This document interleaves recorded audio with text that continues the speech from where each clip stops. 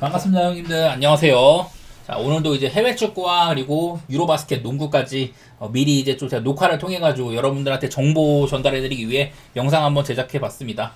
재밌게 보시고 계신 분들은 뭐 구독과 좋아요 좀 부탁드리도록 하겠습니다. 제가 이제 평소에는 축구 같은 경우는 좀 제가 좀 자신 있어 하는 리그만 많이 다루는데, 또 이제 뭐 영상에서 다루고 생방송 때도 여러분이 궁금해 하시는 경기들 제 방송 찾아오셔가지고 뭐 질문해 주시면 답변해드리곤 하고 있으니까 생방송도 많이 찾아와 주시면 감사하겠습니다. 저녁 7시 반쯤 진행하고 있으니까요. 많이 와주시면 좋을 것 같고. 자, 이제 뭐 지금 또 이제 A매치 마지막 날입니다. 남미 예선이랑 유럽 예선 이제 마지막 날에서 많이 몰려있는데, 저는 매번 이렇게 유럽 티어표 같은 것들을 기본으로 한다고 했었고, 한번 이제 시작해 보도록 하겠습니다. 자, 첫 경기는 이제 아제르바이잔 대 우크라이나 경기예요. 야, 지금 아제르바이잔이라든지 뭐 이런 아르메니아, 이런 그 카프카스 산맥 쪽에 있는 위치한 국가들이 A매치 성적이 진짜 안 좋습니다. 사실 아제르바이잔은 뭐 스타 플레이어가 지금까지 뭐 나타난 것도 아니었었고, 원래부터 그냥 이런 바쿠 원정, 지옥의 바쿠 원정 혼발 그런 것만 있었는데, 요즘에는 그런 것들도 많이 빛을 발하고 있지 못해요.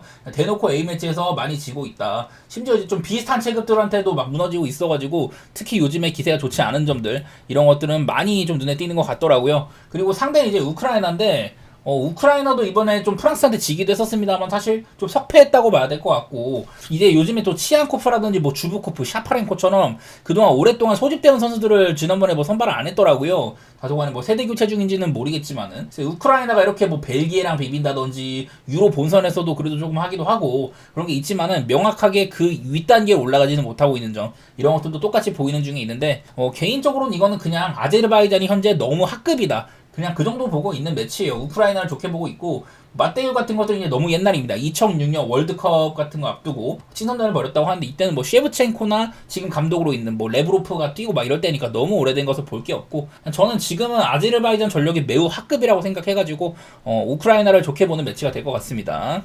자, 다음은 이제 아르메니아 대 이제 아일랜드인데요. 아르메니아도 똑같아요. 근데 아르메니아는 이제 바로 이제 이전 세대 그 미키타리아라는 스타 플레이어가 있었기 때문에 아르메니아가 조금 더 이제 위로 평가받는 부분들이 있거든요. 실제로 옛날에는 아르메니아가 좀 강팀들 상대로도 종종 좋은 경기력도 보여주고 그랬었지만은, 지금은 전혀 그렇지가 않다고 봅니다.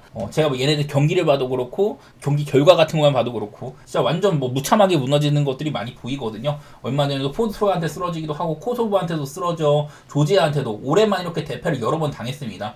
그다음 몬테네그로가 못 털었다는 것도, 이런 것들도 보이긴 한데, 어쨌든 현 시점에서 상당히 좀 폼이 좋지 않은다라다 저는 그렇게 보고 있고요. 그리고 이제 뭐 아일랜드 같은 경우는 지난번에 이제 헝가리전 홈이었는데, 사실 이게 2대0으로 끌려가던 경기를 상대가 퇴장당해가지고 그 경기를 겨우겨우 무승부를 만들었어요. 그전에도 무승부가 상당히 많기도 하고, 아일랜드도 지금 리그 B에서 막 경쟁력이 있지는 않습니다. 그 전까지 이제 로비킨이나 니얼퀸 세대 이후로는 공격수가 마땅치 않다, 이런 말씀 많이 드렸는데, 지금은 그래도 이제 뭐 에반 퍼거슨 같은 친구들이 나타나가지고 앞으로 조금 기대가 된다, 뭐 그 정도인데요. 여전히 재건 중이라는 생각이 있습니다. 그래서 저는 이것도 그냥 아르메니아를 되게 낮게 보긴 하는데, 어쨌든 뭐 홈이기도 하고, 그래도 아일랜드가 조금 더 위급 팀이긴 하지만은 공격 같은 거에서는 아쉬움이 있다. 저는 앞선 경기보다는 조금 경계를 할 것 같은 매치인 것 같아요. 아일랜드가 난 이길 거는 같은데, 이거는 충분히 햄무 같은 것들도 나올만하다. 어쩌면 무승부를 캘 수도 있겠죠, 아르메니아가. 전 이건 아르메니아가 뭔가 좀 비빌 가능성은 없어 보이지만은, 과연 아일랜드의 결정력 이거를 확실히 가져올 수 있냐, 그런 것들은 좀 고민이 돼가지고, 어쨌든 아일랜드의 뭐 승은 저는 박아놓는 셈 치고, 햄머라든지 뭐 마헨 쪽으로 배당을 노린다면 그렇게 진행을 해야 될 것 같습니다. 키프러스 대 루마니아 경기입니다. 자, 키프러스는 얼마 전에 얘네들 또 저력을 보여준 바가 있었습니다. 오스트리아한테 원정 가서도 1대0으로 이거 페널티킥으로 겨우겨우 오스트리아가 결승골 넣어서 이겼거든요. 참 잘 버티는 모습들이 있었습니다. 그래서 저는 키프러스가 이런 제가 만든 이런 티어표 상으로 그 핫바리급 상위 중에서 가장 좀 윗단계에 위치를 해 있다. 지금은 저는 키프로스, 리투아니아, 페루제도, 이렇게 세 팀은 충분히 위급 팀들 상대로도 무승부 이상을 캐낼 수 있는 그 정도의 전력을 갖추고 있다고 생각을 하거든요. 키프러스는 거기서도 좀 앞서 나가는 축에 속한다, 이런 말씀을 좀 드리고 싶은데, 오늘 상대하는 이제 루마니아입니다. 사실 얘네들은요, 지난번 네이션스 리그에서 같은 조였었거든요. 루마니아는 원래 B급 팀이고 유로 본선도 나갔지만은 그때 당시에 네이션스 리그 C였는데, 거기서도 이제 뭐 코소보 같은 팀한테 고전을 했지만, 그래도 이제 뭐 키프러스는 잘 제압을 했던 바가 있었습니다. 뭐 4대1, 3대0으로 원정승도 하기도 하고, 월드컵 예선 때도 2대0으로 루마니아가 이겼었죠. 대부분 이제 루마니아가 상대 전적은 많이 앞선다, 이런 것들이 많이 보여지고 있는 와중에 있어요. 그러다 보니까 사실 저는 지금 이제 루마니아가 이번에는 그 A매치를 친선전만 치렀거든요. 근데 약간 좀 이제 저도 정보가 좀 부족하긴 한데, 이 유로 때 상당히 잘 나갔던 친구들이나 지난번 이제 파르마를 승격시켰었던 뭐 데니스 만이라든지 뭐 라즈만 마린 이런 애들이 세리아에서 좀 이제 변방 리그로 좀 옮기기도 했었어요. 그래서 전력 같은 것들을 좀 탐색하기가 어렵기는 해. 어쨌든 루마니아도 조금 이제 우리가 알만한 선수들이 몇 명 있기도 합니다. 제가 방금 말씀드린 선수들이나 뭐 드라구신 같은 애들도 있기도 하고 스탄시우 같이 오랜 좀 베테랑도 있기도 한데 멤버상으로는 루마니아가 좋기도 하고 상대 전적 면에서도 루마니아가 많이 앞서 나가는 게 보이잖아요. 저는 이거는 사실 키프러스의 진짜 잘하면 무승부. 뭐 루마니아의 승가능성이 많이 유력하긴 합니다. 아까 봤던 이런 뭐 상대 전적도 그렇기도 하고 저는 이거는 근데 한번 키프러스의 버티는 능력 그런 것들 조금 기대해 보긴 할게요. 사실 루마니아의 뭐 일반생 같은 것들이 크게 메리트는 없어가지고 고배당 쪽으로 한번 검토해 보도록 하겠습니다. 자, 다음으로는 헝가리 대 포르투갈입니다. 자, 지난번에 헝가리가 이제 아일랜드한테 의외로 많은 득점을 좀 먹었어요. 이른 시간에 득점으로 2대0으로 앞서다가 퇴장을 당해가지고 결국엔 경기가 이제 무승부로 마무리가 됐는데 전 매번 말하지만 소보슬라이 말고는 공격에 대한 기대치가 거의 없다. 세트피스 같은 것들도 모두 소보슬라이의 발에서 나오기도 하고 헝가리는 그런 거 말고는 사실 이런 필드에서 뭔가를 만들어낼 거다라는 생각이 많이 안 들거든요. 근데 오늘 상대는 이제 포르투갈입니다. 개인적으로는 현 시점에서 유럽에서 가장 강한 팀이다. 물론 뭐 스페인도 있긴 하지만은 제 관점에서는 포르투갈이 굉장히 현대적이기도 하고 공수 양면에서 되게 좀 빈틈이 없다고 생각이 되기도 하거든요. 그만큼 나는 요즘에 포르투갈이 뭐 기세가 굉장히 좋다. 네이션스 리그 우승한 것도 그렇기도 하고 그 사이에 이제 올라오는 과정에서는 덴마크한테도 뭐 진다든지 이러면 좀 삐그덕거리는 면도 있긴 했었습니다만은 어쨌든 요즘에 보여주고 있는 경기력 자체는 저는 굉장히 훌륭하다고 생각을 하거든요. 그리고 이제 지난번에 이제 그 아르메니아와의 경기 때 정말 대승을 얻었는데 제가 좀 간과했던 부분 중에 하나가 이제 디오구 조타가 얼마 전에 사고를 당해가지고 사망을 했잖아요. 거기에 대한 뭐 추모 의식인지 선수단의 결집도라든지 뭐 집중력 이런 것들이 상당해 보이기도 하더라고요. 포르투갈이 진짜 홈 경기였으면은 그런 것들이 더 배가 됐을 것 같긴 한데 원정이라서 살짝 반감되는 면은 있지만은 사실 이 경기도 이제 저는 포르투갈이 충분히 뭐 잡을 만한 경기라고 생각을 합니다. 얘네들도 이제 맞대결상으로는 이번 이제 그 유로 때도 같은 조이기도 했었고 거의 뭐 대부분 포르투갈이 많이 이겨온 게 보이죠. 헝가리가 보면은 뭐 아예 이긴 적이 없는 것처럼 그렇게 나오네요. 심지어 얘네들이 매직 마자르 시대, 푸스카스가 있던 시절조차 비기고 막 이러던 게 보이는데 어쨌든 맞대결상으로도 포르투갈이 헝가리한테 한 번도 진 적이 없는 것 같다. 이런 까지 더해져가지고 저는 포르투갈을 좀 좋게 보는 매치가 될 것 같습니다. 그래서 이거는 저는 당연히 포르투갈 승은 깔고 가고 고배당을 노린다면은 뭐 햄무나 마헨 중에서 저는 마헨을 더 유력하게 볼 것 같기는 해요. 자, 그 다음으로 알바니아 대 라트비아 경기인데 여기서 보이는 건 뭐냐면은 얘네들이 맞대결상으로 여태까지 전부 무승부라고 하더라고요. 그 전에 이제 5차례의 맞대결은 전부 20세기 때였거든요. 그러다가 이제 2025년, 이제 올해 6월달에 한번 만난 셈인데, 올해 만났을 때도 무승부였습니다. 라트비아가 홈에서 비긴 바가 있었어요. 이것도 사실 좀 따지고 보면은, 어쨌든 간에 지금 라트비아는 제가 경기를 몇 번 본 적도 있는데 사실 축구 되게 못합니다. 공격적으로 뭔가를 해낼 거라는 기대치가 거의 없어요. 약팀이랑 할 때도 그 약팀을 공략하기 위한 이런 뭐 페네트레이션 작업이라든지 그런 것들이 세련되지가 못한 것들이 많이 보이거든요. 반대로 알바니아는 지금 그래도 조금 괜찮은 전력이라고 생각이 됩니다. 뭐 바다 하나만 건너면 그 이탈리아거든요. 바로 옆 동네 나가고 세리아에서 많이 뛰기도 하는데 지금은 전력이 옛날보다는 좀 좋은 상황으로 보입니다. 회전방이 아쉬워서 그렇지 전력 자체는 특히 좀 중원 쪽이 단단한 편이거든요. 후방에도 좋은 선수들이 여럿 있기도 하고. 글쎄 지난번 이제 맞대결이 전부 무승부였다는 거, 이게 제일 좀 고민거리기는 해요. 20세기에만 5차례 만났다가 전부 무승부였는데 25년 만에 또 만나도 또 무승부를 거뒀다. 이게 참 걱정인데 저는 그래도 가지고 있는 전력 차이 자체는 알바니아가 뭐 이번에 홈이기도 하고 얘네들도 홈박이 조금 있기도 해요. 그냥 그런 것들 때문에 저는 알바니아를 괜찮게 보는 매치가 될 것 같습니다. 사실은 경기력 면에서는 저는 헨슨도 충분할 것 같은데 뭐 그 정도도 같이 보도록 하겠습니다. 언더도 일가견이 있는 것 같고요. 자, 다음으로는 세르비아 대 잉글랜드 경기입니다. 자, 세르비아는 이번에 그 라트비아를 좀 타격하는 실패를 했었어요. 방금 말했던 것처럼 라트비아는 축구를 진짜 못하는데 찬스는 엄청 많았지만 골문을 흔들 만한 그런 기회는 별로 없었던 것 같습니다. 상대가 워낙 쉬웠어요. 그런데도 많은 득점을 하지가 못했다. 그런 게 좀 아쉬웠었고 매번 말하지만은 좋은 재능들은 많이 나온다. 예로부터 유고 연방이 진짜 센 팀이거든요. 그 중에서도 세르비아가 지금까지도 인재들이 많이 나오는데 이거를 하나로 융화시키는 이런 매니지먼트는 부족하다. 제가 그런 얘기들을 줄창 해왔었죠. 그래도 세르비아는 당장 지난 뭐 이제 네이션스 리그에서도 스페인이랑 같은 조였는데 그때 스페인이랑도 홈에서 비긴 바가 있었거든요. 그럴 만한 능력도 있는 팀이기도 하다. 뭐 그런 건데요. 마침 지금 상대하는 잉글랜드의 상태가 정말 좋지가 않습니다. 딱히 안 좋다기보단 일단은 리그 B로 강등된 것도 그렇고 이제 리그 A도 아니고 리그 B에서 뜁니다. 최근 들어서 이 약팀들 뭐 안도라 만났다거나 세네갈한테 심지어 뭐 지기까지 했었고 안도라한테 뭐 1대 0이었었고 라트비아 만났는데 3대 0으로 알바니아한테도 2대 0. 그러니까 이 상대들을 쉽게 막 꺾지 못하는 것들 이런 것들이 특히 많이 보이고 있거든요. 약팀을 손쉽게 제압하지 못하더라. 이런 것들이 이제 가렛 사우스게이트 감독 사임 이후에 나타나는 가장 좀 안 좋은 모습이라고 할 수가 있을 것 같거든요. 이 와중에 세르비아 정도의 팀이다. 맞대결로는 이제 세르비아를 한번 그냥 뭐 유로 본선에서 이긴 적이 있다고 합니다. 뭐 조별리그에서 만나고 겨우겨우 이긴 거였었는데 이거 말고는 그냥 뭐 전적이 없더라고요. 제가 봤을 때는 여전히 잉글랜드가 뭐 상대가 강팀이든 약팀이든 간에 방점을 찍는 능력이 너무나도 떨어져 보인다. 그냥 이런 것들 때문에 뭐 역시 뭐 언더라든지 무승부 그런 쪽으로 그냥 질러봐도 좋을 것 같아요. 잉글랜드가 이 경기들도 매번 막 약팀 상대할 때도 뭐 해리케인이나 주드 벨링엄 이런 애들이 다 나왔었는데도 전혀 뭔가 좀 이제 나타나는 것들이 없더라고요. 그냥 그런 것들이 아쉬워가지고 저는 그냥 또 한번 무승부라든지 언더 좀 잉글랜드가 공격에서 매짐을 못할 거다 그런 쪽으로 보도록 하겠습니다.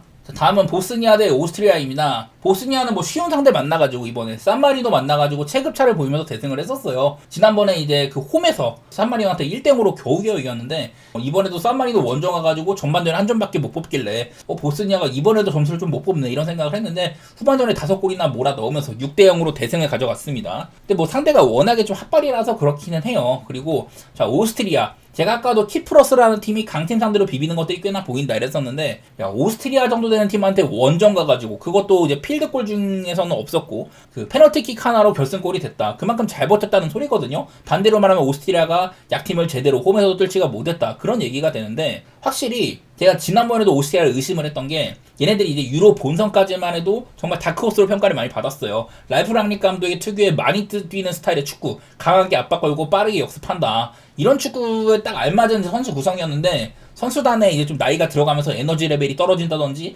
멤버가 좀 그전 같지가 않다. 그리고 이제 공격에도 기댈만한 선수가 없다. 이런 것들을 꼬집었었는데 실제로 그런 것들이 지난번 키프러스전에서 많이 좀 드러났던 것 같습니다. 그래서 유로 전으로 오스트리아가 확실히 좀 처진 것 같다. 근데 그 와중에서도 정말 이제 상승세에 있는 노르웨이를 5대1로 부순 경기도 있었거든요. 근데 좀 약팀도 제대로 못 펴는 거 보면은 저는 오스트리아가 좀 의심해야 되는 시기라고 생각은 해요. 그거를 감안을 하더라도 사실 그 보스니아는 더 좀 안 좋은 구간에 있는 팀이긴 합니다. 그래서 좀 고민이 되는데 저는 이 경기는 그냥 오스트리아가 뭐 일반승 정도 솔직히 말해서 오스트리아가 이기는 것도 사실은 잘 모르겠어요. 그냥 얌전한 배팅 혹은 뭐 피해가는 경기 그 정도로 생각해 보도록 하겠습니다. 자, 다음으로는 이제 노르웨이 대 몰도바 경기입니다. 여기 이제 노르웨이가 이 조에서 1등이거든요. 이탈리아나 뭐 이스라엘 이런 애들 있는데도 전체 1등입니다. 전부 다 학살을 다 했어요. 자, 노르웨이는 지난번에 이제 몰도바랑 만났을 때도 그때도 대량 학살을 했던 바가 있었습니다. 5대0으로 대량 학살을 했는데 이게 대부분이 점수가 좀 전반전에 많이 나온 거거든요. 어쨌든 이때도 충분히 그냥 압살을 해왔다. 지금 황금 세대이기도 하고 저는 그래도 조금 의심을 해왔었는데 얘네가 황금 세대가 도래를 했는데도 뭐 유로 본선도 못 가고 이런 것들이 있었다. 근데 이제는 슬슬 이게 좀 조화가 되는 것 같더라고요.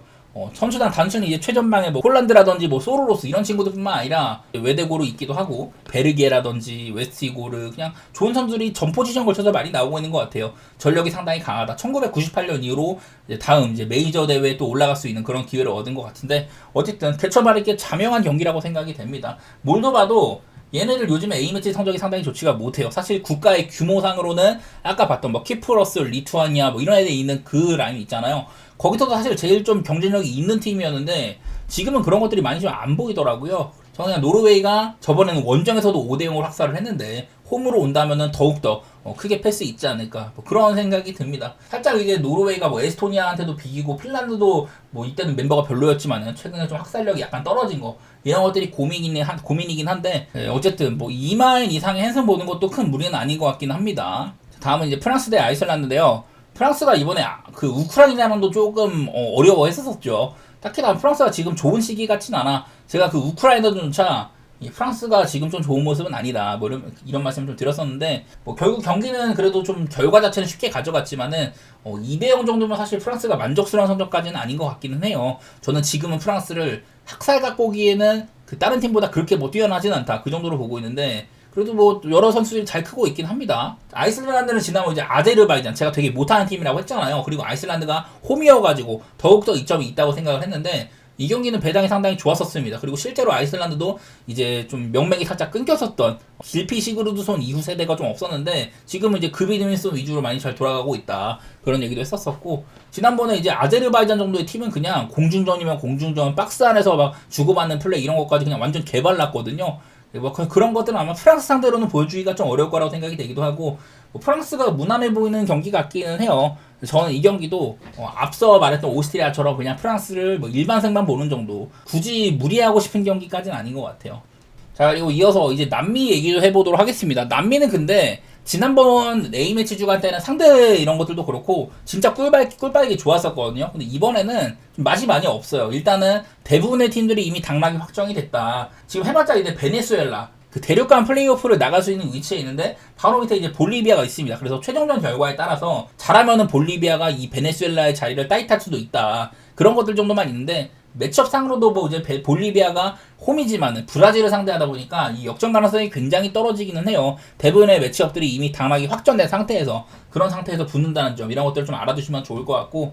자, 일단 먼저 에콰도르 대 아르헨티나입니다. 그냥 이건 일단 저는 고배당 같은 거 보기 좋은 경기처럼 보이네요. 에콰도르라는 팀이 이번 대회에서 가장 수비적으로 뛰어났던 팀이었습니다. 에콰도르는 이번 대회 5실점으로 가장 적은 실점을 보였던 팀이에요. 남미 예선에서 17경기당 5실점밖에 안 했다. 이거 정말 대단한 거거든요. 다른 뭐 아르헨티나, 브라질, 뭐 우루과이까지 이런 팀들도 아니고 에콰도르라는 팀이 5실점밖에 안 했다. 이거는 저는 꽤나 높이 쳐주고 있습니다.